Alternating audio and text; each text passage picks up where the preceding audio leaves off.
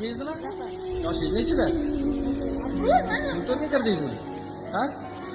Maktabda o'qiysizmi? Nechinchi sinfda o'qiysiz? 8. Qaysi maktabda? Ikkinchi kalimalar.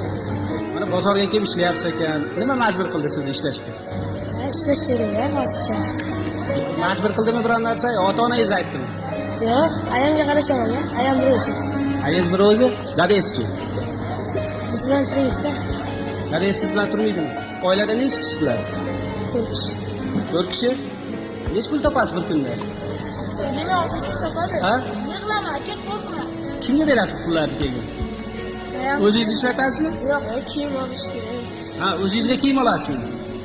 Maktab qurollari. Majbur bo'lib chiqyapsizmi ishga? Shunaqa.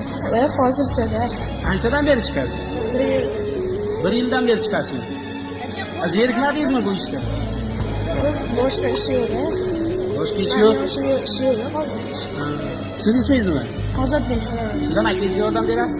Yo'q, men ularni ukasi emasman, ko'chada ukasiman-da, o'shancha akam mani. Yordam berib turasizmi? Ha? Nima masalalarga ko'proq yordam berasiz? Og'ir yuk bo'lsa men ko'tarsam o'sha yukka.